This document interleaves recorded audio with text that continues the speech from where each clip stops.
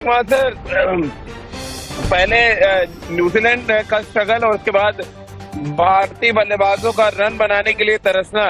जीत हम जरूर गए, लेकिन इस जीत के क्या मायने हैं जब एक ऐसी पेश पर हम मैच खेल रहे हो जहां पर पूरी तरह से स्पिन गेंदबाज डोमिनेट कर रहे थे। बिल्कुल राजीव, बहुत मुश्किल थी बल्लेबाजी करना यहाँ पर। और हमने देखा कि जिस तरह भारतीय स्पिनर्स ने पहले गेंदबाजी की, बहुत ही शानदार गेंदबाजी की और न्यूजीलैंड को रिस्ट्रिक्ट किया 99 रन्स पे। और एक उस समय ये लग रहा था कि जिस तरह की भारतीय बल्लेबाजी है या जो हमारा बैटिंग लाइनअप है, तो भारत 10-11 ओवर में ये रन अचीव कर लेगा। लेकिन बहुत शानदार जी। गेंदबाजी की वहां पर न्यूजीलैंड के गेंदबाजों ने, स्पेशली स्पिनर्स ने। और लास्ट बॉल तक, एक बॉल पहले भारत मैच जीता है, तो ये बहुत ही सराहनीय प्रदर्शन रहा। एक दो कैचेस मिस हो गए न्यूजीलैंड से, वरना तो ये मुकाबला और बहुत क्लोज हो सकता था। एक दो रनआउट बड़े क्लोज मिस हुए उनसे। तो बहुत शानदार मैच हुआ और दर्शकों ने इस मैच को एंजॉय किया होगा। ये एक डिफरेंट तरीके का मैच था, जहां पर अक्सर फैंस चाहते हैं कि चौके छक्के देखने को मिले, लेकिन यहाँ पर एक कड़ा जी। मुकाबला देखने को मिला बैट और बॉल के बीच में। तो ये भी एक बहुत शानदार और यादगार मैच रहेगा। देखिए, अगर हम राजकुमार सर रांची के मैदान और लखनऊ में तुलना करें तो दोनों जगह एक बात कॉमन थी कि बॉल स्पिन कर रहा था, लेकिन रांची में तब भी रन बने, यानी 175 न्यूजीलैंड ने बनाए और 150 से ऊपर भारतीय टीम ने रन बनाए। ऐसा क्या दिक्कत थी लखनऊ की पिच में, आपको लगा कि ऑलमोस्ट अनप्लेबल सा हो गया था यहाँ पर बैटिंग करना? न्यूजीलैंड ने तो कुछ गलत शॉट्स खेले, लेकिन भारत के लिए इतनी ज्यादा दिक्कतें, शुभमन गिल हो चाहे ईशान किशन हो चाहे राहुल त्रिपाठी हो, सब स्ट्रगल कर रहे थे। क्या रीजन आप देख पा रहे हैं? क्या कुछ पिच में पेच आपको नजर आया? राजीव, रांची में विकेट स्पिन हो रहा था, लेकिन स्लो स्पिन हो रहा था। बैट्समैन को टाइम मिल रहा था वहां पर पीछे जाकर स्ट्रोक खेलने का। लेकिन यहाँ पर आपके पास बैकफुट में कोई चांस नहीं है, क्योंकि जैसे ही आप बॉल डाल रहे थे, वो स्क्वायर टर्न हो रहा था। पहला बॉल आप सेंटर का देखें, जिस तरह हाँ। स्क्वायर टर्न हुआ, उसी से आइडिया लग गया था कि ये आप बैकफुट में नहीं खेल सकते हैं या आप सामने नहीं खेल सकते। आप देखिए कि सामने एक भी छक्का नहीं लगा, एक हम्म। भी शॉट ऐसा नहीं लगा जो अथॉरिटेटिवली दोनों टीमों में से किसी ने भी खेला हो। न्यूजीलैंड, मुझे लगता है कि प्रिपेयर्ड नहीं थे जी। ऐसी विकेट के लिए। और जैसे ही भारतीय स्पिनर्स ने, वाशिंगटन सुंदर ने बॉल डाली और स्पिन हुआ, वो बिल्कुल अपने शेल में चले गए। उन्होंने, किसी ने भी ना अपना फुटवर्क का यूज किया, ना इंटेंट भी दिखाई सामने खेलने की। विकेट इजी सेट देन नहीं डन नहीं, कि इंटेंट तो बहुत दिखाने की कोशिश की है राजकुमार सर, क्योंकि अगर आप टॉप 4 बल्लेबाजों को आउट होते देखे, उनमें से 3 रिवर्स स्वीप मार के आउट हुए, यानी कि इस पिच पे रिवर्स स्वीप जैसा शॉट आप खेल ही नहीं सकते थे। तो इंटेंट तो दिखा, लेकिन पिच शायद बहुत अनप्लेबल थी। आपको लग रहा है इस तरह के पिच पे T20 मैचेस होने चाहिए? राजीव, मेरा इंटेंट से मतलब था कि अगर वो आप स्टेप आउट करके सामने की तरफ मिड ऑन मिड ऑफ में जी। खेले, तो वो शायद बेहतर होता है ऐसे विकेट पर खेलना, जो कि बहुत आसान नहीं था, क्योंकि भारत के पास क्वालिटी स्पिनर्स हैं। और हम्म। जहां तक बात की आपने कि इस तरह की विकेट पर, देखिए, T20 क्रिकेट में फैंस चाहते हैं कि प्लेसेंट विकेट मिले और वहां पर बड़े बड़े स्कोर हों और वो चेज हों, चौके छक्के हम्म। लगे, वो ज्यादा एंजॉय किए जाते हैं। लेकिन अगर आप देखें, एक कड़ा मुकाबला था, तो यहाँ पर भी मुझे लगता है कि फैंस ने काफी एंजॉय किया होगा इस मुकाबले को। हम्म। ऐसा नहीं है कि ये वन साइडेड हो गया। अगर भारत ये स्कोर 10 ओवर में चेस कर देता, तो ये फैंस को मजा नहीं आता, या क्रिकेट क्रिकेट हम्म। देखने में मजा नहीं आता। लेकिन क्योंकि लास्ट ओवर तक लड़ाई हुई और बहुत शानदार, एक एक रन के लिए आपको फाइट करना पड़ रहा था, तो हम्म। मुझे लगा कि एक शानदार मुकाबला है। और वंस फॉर अ चेंज, कभी कभी बॉलर्स के लिए भी ऐसा कुछ होना चाहिए जिसमें वो एंजॉय करे T20 क्रिकेट जी। को।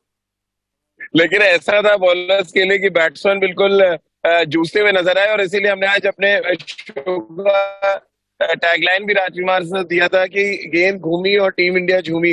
अब सीरीज में 1-1 से बराबरी पर हम आ चुके हैं। लेकिन यहाँ पर थोड़ी सी तारीफ शायद टीम मैनेजमेंट की होनी चाहिए। 4 स्पिनर हमने खिलाए, टोटल 16 ओवर स्पिन गेंदबाजों ने डाला इस पिच पे। शायद बेहतर तरीके से रीड किया हार्दिक पांड्या ने पिच को, या आपको लग रहा है कि सारा दारोमदार टॉस का था और टॉस हारना शायद हार्दिक के लिए ज्यादा अच्छा हो गया? देखिए राजीव, मैंने पहले भी कहा था कि बहुत अच्छा चेंज किया है ये, उन्होंने जो चहल को खिलाया है, क्योंकि विकेट हाँ। उन्होंने अच्छे से रीड की। यहाँ पे क्रेडिट देना होगा दोनों कप्तान को और हम्म। कोच को, कि उन्होंने विकेट को बहुत अच्छे से एसेस किया। और जिस तरह के कमेंट दोनों कप्तानों ने किए टॉस के टाइम कि हम पहले बल्लेबाजी करना चाहते थे, चाहते हैं। अगर हार्दिक ने भी बोला कि अगर हम हाँ। भी टॉस जीते तो हम पहले बल्लेबाजी करते थे, तो उसका मतलब साफ था कि इस विकेट पर स्पिन को काफी मदद मिलने वाली है और बाद में रन बनाना और ज्यादा मुश्किल होगा। तो हम्म। बिल्कुल क्रेडिट देना चाहिए कप्तान को और कोच को कि उन्होंने अच्छे से टीम विकेट को रीड किया और एक बहुत अच्छी बैलेंस टीम खिलाई यहाँ पर। वैसे तो कई बड़ी और धमाकेदार पारियां रह चुकी हैं सर, आपने देखी है सूर्य कुमार यादव के बैट से 21 रन नॉट आउट, कितना चैलेंजिंग लग रहा होगा खुद सूर्य कुमार यादव को इस पिच में नॉट आउट जाना।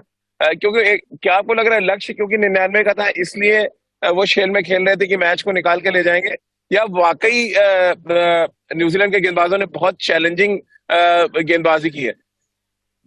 नहीं राजीव, बिल्कुल क्रेडिट देना होगा न्यूजीलैंड के गेंदबाजों को कि वो सूर्या जैसे हम्म। बैट्समैन जिसके पास इतने स्ट्रोक्स हैं, वो कभी भी बॉलर को सेटल नहीं होने देते। उनको उन्होंने रेस्ट्रिक्ट करके रखा, उनको बांध के रखा, उनको बड़े स्ट्रोक्स नहीं खेलने दिए।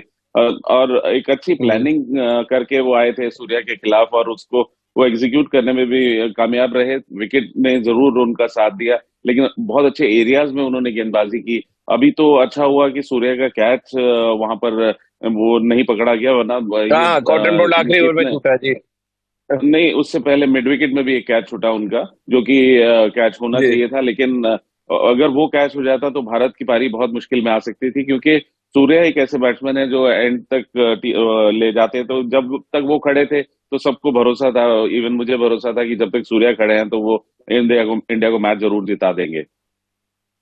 लेकिन राजकुमार सर, थोड़ी चिंता हो रही है आपको T20 फॉर्मेट में जिस तरह से शुभमन गिल खेल रहे हैं, राहुल त्रिपाठी स्ट्रगल कर रहे हैं, ईशान किशन स्ट्रगल कर रहे हैं, क्या कुछ दिक्कत आपको लग रही है? ये लगभग छठवां सातवां मैच है श्रीलंका के खिलाफ, अगर 3 मैच और अब दो 5 मैचेस हो गए हैं जब टॉप ऑर्डर का कोई कंट्रीब्यूशन नहीं है किसी भी T20 फॉर्मेट के मैच में।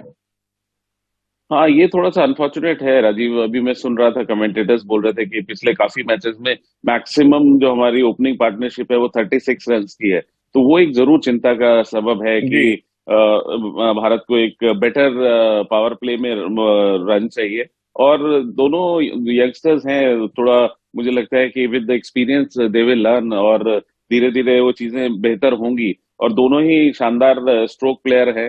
तो मुझे पूरी आशा है कि वो अपना थोड़ा जज करेंगे कि कहाँ गलती हो रही है या कैसे अप्रोच करना है अगले मैचेस में। और जरूर क्योंकि दोनों बहुत टैलेंटेड हम्म। प्लेयर हैं, तो मुझे पूरी आशा है कि आने वाले मैचेस में बेहतर प्रदर्शन होगा। लेकिन अब राजकुमार सर, हम हमेशा देखते हैं कि एक फॉर्मेट में अगर आप अच्छा खेल रहे हैं तो उस फॉर्म को आप आगे कंटिन्यू कर पाते हैं। मसलन आप डेविड कॉनवे को देख लें, जिस तरह से ओडीआई भी खेले हुए T20 में आकर रन बनाए उन्होंने।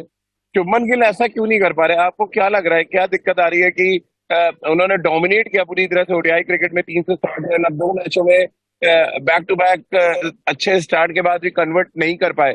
आज अच्छा आपको नहीं लग रहा ये होता कि हमारे टॉप 3 यंगस्टर्स जो है भले ही 17-18 ओवर बल्लेबाजी करते हैं लेकिन सिर्फ 1 या 2 विकेट खोकर हम इस मैच को निकाल के ले जाते हैं। हम हैविली डिपेंडेंट सूर्य कुमार यादव और हार्दिक पांड्या पे हो रहे हैं, जो शायद बहुत ठीक बात नहीं है। बिल्कुल राजीव, आशा यही थी कि ये 99 का स्कोर भारत के टॉप 2-3 बल्लेबाज ही वो खत्म कर देंगे। और क्योंकि और एक अच्छा मौका भी था उनके पास, लेकिन विकेट बहुत आसान नहीं था राजीव। हम यहाँ पर बैठ के कह हम्म। सकते हैं, लेकिन वहां पर शानदार गेंदबाजी भी न्यूजीलैंड के स्पिनर्स कर रहे थे। गेंद स्क्वायर टर्न हो रहा था और उसके बाद फिर आप बड़े शॉट्स का चांस नहीं ले सकते हैं। जैसे ही आपने चांस लिया आप आउट हो गए। तो थोड़ा सा हम्म। डिफिकल्ट विकेट था। लेकिन मुझे पूरी आशा है कि अपने गेम को एनालाइज करेंगे दोनों ओपनर्स। और क्योंकि काफी टैलेंट है दोनों में, और दोनों ने पास्ट में अच्छा किया हुआ है देश के लिए भी और डोमेस्टिक क्रिकेट में भी। तो मुझे पूरी आशा है कि थोड़ा हाँ। सा एनालिसिस करेंगे कि किस तरह उन्हें बिल्ड करना, एक्सेलरेट करना शुरू में। तो आने वाले मैचेस में जी। मुझे लगता है कि बेहतर रिजल्ट होगा ओपनिंग जोड़ी की तरफ से। और ऐसा लग रहा है ये T20 जो सीरीज है राजकुमार सर पूरी तरह से स्पिन गेंदबाजों के लिए बन गई है, क्योंकि हमने रांची में टर्न होते देखा पिच को। अब जिस तरह से स्क्वायर टर्न हुआ लखनऊ में, और अब बारी अहमदाबाद की है। और एक जो तीनों बार जगह कॉमन होगी बात वो है कि रेड सॉइल पे मैचेस हम खेल रहे हैं जहाँ पे बॉल ग्रिप भी कर रहा है और टर्न भी कर रहा है। क्या कुछ स्पेशली अब आप देख पा रहे हैं, क्योंकि अब तो सीरीज 1-1 से बराबरी पर है, बड़ा ही इंपॉर्टेंट मैच होगा अहमदाबाद में, बट जिस तरह से भारतीय स्पिनर्स ने चहल, कुलदीप, और उनके साथ वॉशिंगटन सुंदर और दीपक हुड्डा ने क्या आपको सरप्राइज किया अपने बॉलिंग से? नहीं, देखिए जिस तरह का विकेट था तो मुझे पूरी आशा थी, क्योंकि वो अच्छी हाइट से गेंदबाजी करते हैं, थोड़ा तेज भी डालते हैं, तो उनको खेलना बहुत आसान नहीं था इस विकेट पे। हम्म। जबकि वो बहुत ज्यादा स्पिन नहीं करते हैं, लेकिन अच्छे एरियाज में गेंदबाजी करते हैं और काफी मैच्योर हैं, क्योंकि आईपीएल में उन्होंने काफी गेंदबाजी की है। और कुलदीप अभी हम्म। शानदार फॉर्म में है। चहल ने वापसी की है और शानदार वापसी की है, जिस तरह आज जो बॉल कर रहे थे। अनफॉर्चुनेट रहे, मैं कहूंगा कि उनके 4 ओवर नहीं कराए गए। अगर वो कराते तो शायद हम्म। और बेहतर होता उनके लिए। लेकिन कुल मिला के एक अच्छा प्रदर्शन, वॉशिंगटन सुंदर ने भी शानदार गेंदबाजी की। तो एक ये टीम हम्म। बड़ी बैलेंस लग रही है और एक हेल्दी कंपटीशन हो गया है राजीव अब। जैसे पहले बल्लेबाजी में होता जी। था, अब स्पिन गेंदबाजी में भी हमारे पास हेल्दी कंपटीशन है, कि आप किसी को भी खिला सकते हैं, जो कि हमेशा हम्म। कप्तान के लिए और कोच के लिए एक अच्छी चीज होती है, कि वो चूज कर सकते हैं वहां पे हॉर्सेस फॉर कोर्सेज। जैसा पोजीशन हो, जैसा विकेट हो, उस हिसाब से आप चूज कर सकते हैं। हाँ, फास्ट बॉलिंग थोड़ा सा अभी हमें और थोड़ा मेच्योर होने की जरूरत पड़ेगी, या हमारे एक हम्म। दो सीनियर प्लेयर आ जाएंगे तो और बेहतर होगी। ये हमारे यंगस्टर्स हैं और ये साथ साथ में सीखेंगे, और बहुत अच्छे टैलेंटेड हैं, भले आप बात कर लें मावी की या अर्शदीप की या उमरान मलिक की, तो ये सभी बहुत टैलेंटेड गेंदबाज हैं। लेकिन क्योंकि हम्म। इंटरनेशनल क्रिकेट बहुत डिमांडिंग होता है और आप धीरे धीरे सीखते हैं, तो मुझे पूरी आशा है कि एक दो सीनियर प्लेयर इनके साथ खेलेंगे तो और इनका प्रदर्शन बेहतर होता जाएगा। राजकुमार सर, एक सवाल हर किसी के जहन में है, तमाम फैंस के भी जहन में है, हम सब जो लंबे अरसे से क्रिकेट कवर कर रहे हैं उनके भी जहन में है, कि धीरे धीरे स्पिन गेंदबाजी खेलने की जो कला थी वो क्यों गायब सी होती जा रही है। अब फ्लैट ट्रैक से तो हम रन बनाते हैं, चैलेंजिंग सिचुएशंस में विदेशी स्पिन गेंदबाज आके हमारी पिचेस पे हमारा इम्तिहान लेते हैं और हम फेल हो जाते हैं बार बार। क्या क्या कुछ होना चाहिए? देखिए, रांची में हुआ एक मैच समझ आता है, लेकिन बैक टू बैक दो मैचेस में हम स्ट्रगल कर रहे हैं। एक में 175 चेज नहीं होता, दूसरे में 100 रन चेज करने तो हम 20वें ओवर तक मैच को ले जाते हैं, 2 बॉल पहले मैच जीतते हैं। क्या कुछ आपको लग रहा है करना पड़ेगा, स्पेशली राहुल द्रविड़ को बहुत गंभीरता से इस पे आपको लगता है काम करना चाहिए कि स्पिन गेंदबाजी खेलने की जो आर्ट है उसको और बेहतर करें? वो टैग बहुत तेजी के साथ हमसे दूर होता जा रहा बिल्कुल ठीक कह रहे हैं राजीव। ये सबसे पहले जब ग्रैंड स्वैन और मोंटी पानेसर आके भारत है। में हरा के गए थे, तब उन्होंने सबको चौंकाया था कि भारतीय बल्लेबाज स्पिन ज्यादा अच्छी नहीं खेल रहे हैं। और मुझे लगता है कि शायद कहीं ना कहीं हम जब तलाश कर रहे थे कि हमारे पास फास्ट बॉलर्स हों, तो हम अपने डोमेस्टिक क्रिकेट में भी बहुत ग्रीन टॉप विकेट्स या फास्ट बॉलर फ्रेंडली विकेट्स बनाकर खेलने लगे। और स्पिन गेंदबाजी के लिए बिल्कुल हेल्प नहीं होती वहां। अगर आप देखें डोमेस्टिक क्रिकेट में, अगर आप सर्दियों में खेल रहे हैं, गर्मियों में जरूर थोड़ा ड्राई हो जाता है विकेट, तो थोड़ा स्पिन गेंदबाज पिक्चर में आते हैं। अदरवाइज आप देखें तो आप मुश्ताक अली देख लीजिए, विजय हजारे देख लीजिए, बिल्कुल आप प्लेसेंट विकेट्स पर खेलते हैं। बिल्कुल वो पाटा विकेट्स होते हैं, जहाँ पे फास्ट बॉलर्स का तो कैरी तो जरूर होता है, लेकिन स्पिनर को इतना करेज नहीं होता कि वो फ्लाइट डाल सके, क्योंकि हम्म। विकेट बहुत सपाट होते हैं, ग्राउंड छोटे होते हैं, बल्ले अच्छे हैं।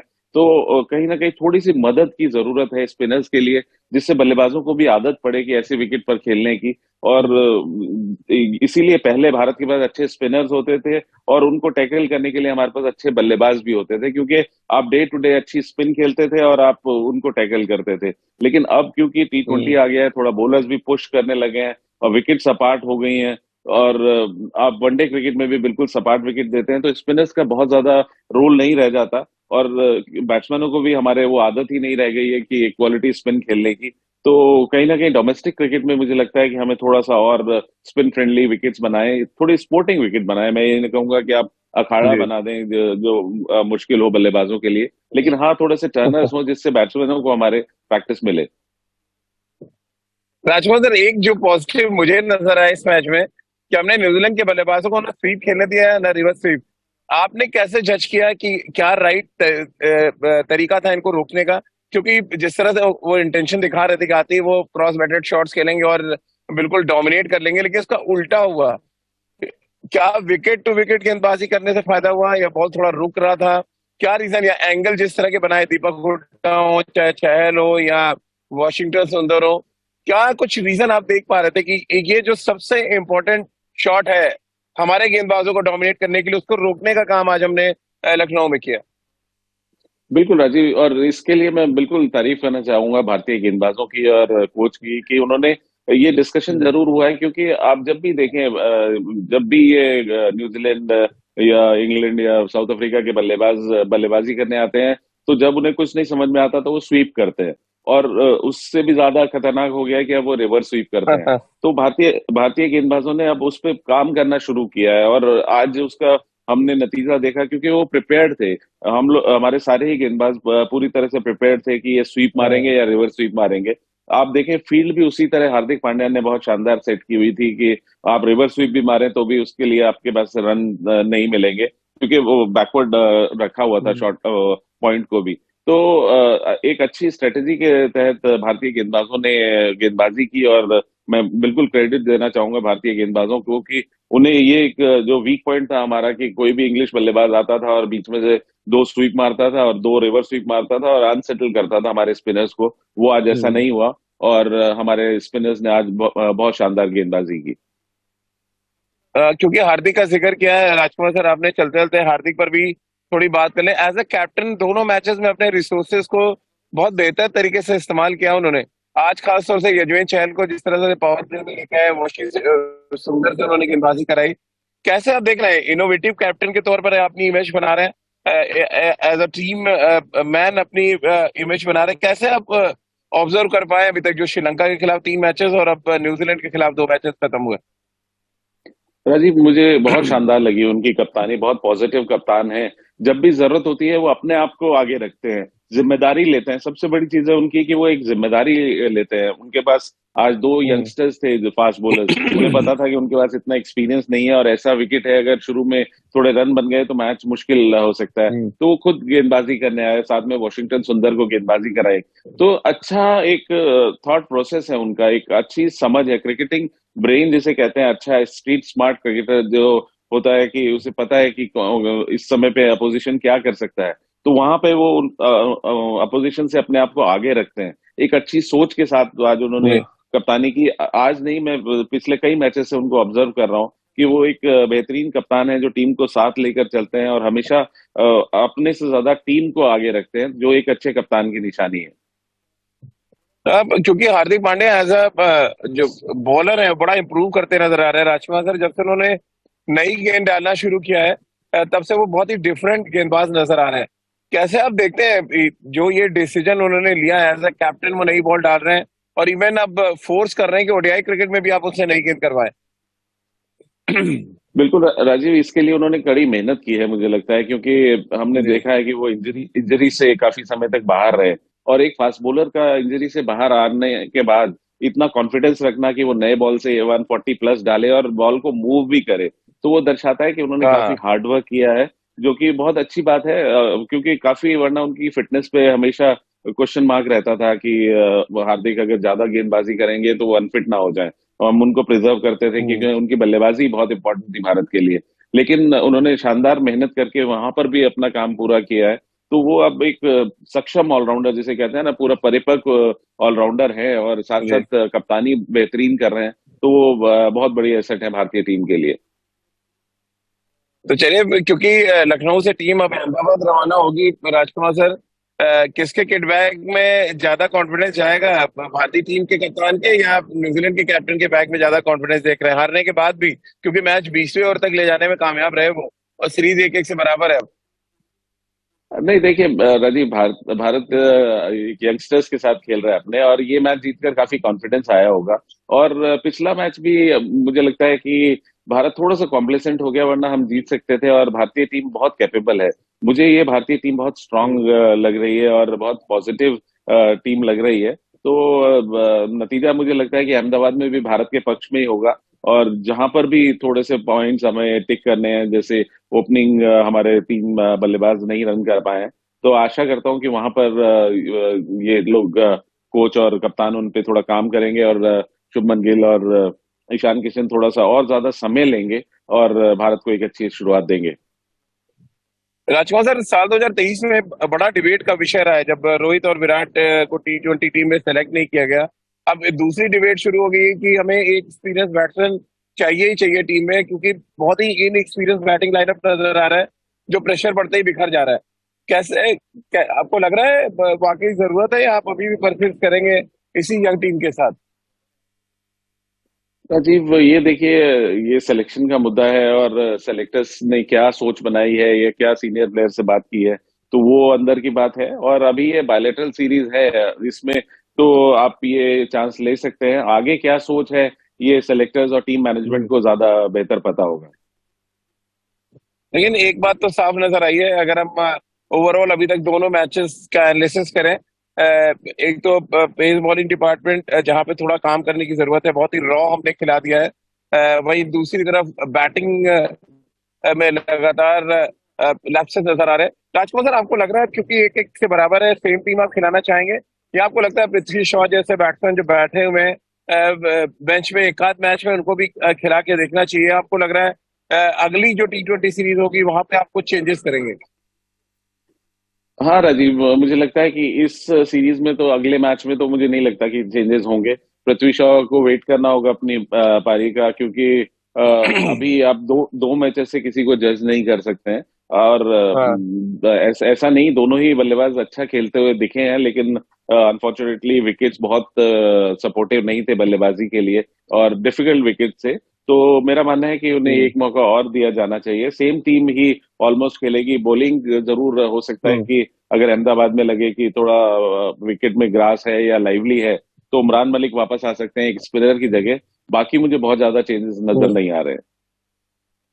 चलिए, बहुत बहुत शुक्रिया राजकुमार सर आपका इस एनालिसिस में हमारे साथ शामिल होने के लिए, भारतीय टीम की जीत पर चर्चा करने के लिए। भारतीय टीम ने जीत जरूर हासिल की, लेकिन कई ऐसे सवाल थे जिनका जवाब मिलना भी बाकी है। मसलन टॉप ऑर्डर का लगातार कोई बड़ा कंट्रीब्यूशन ना करना, जिस तरह से हमारा अप्रोच रहा, हम मैच को 20वें ओवर तक ले गए। और सबसे बड़ा सवाल जो मैं लगातार राजकुमार सर से या सवा भाई से करता रहा हूं कि हम आखिर स्पिन गेंदबाजी खेलना क्यों भूलते जा रहे हैं। उसका एक और एग्जाम्पल देखने को मिला लखनऊ में, जब हमारी पूरी बल्लेबाजी स्ट्रगल कर रही थी और महज 100 रन बनाने के लिए हमें 20वें ओवर तक मैच को ले जाना पड़ा। बहरहाल अब सीरीज एक एक से बराबर है, और हम सब ये उम्मीद कर रहे हैं कि इस साल की दूसरी T20 सीरीज में भारतीय टीम जीत हासिल करेगी, अहमदाबाद का मुकाबला बेहतर तरीके से खेलेगी, न सिर्फ जीत हासिल करेगी बल्कि एक सीरीज भी अपने नाम करने में कामयाब रहेगी। तो हमारी इस खास पेशकश में आज के लिए फिलहाल इतना ही।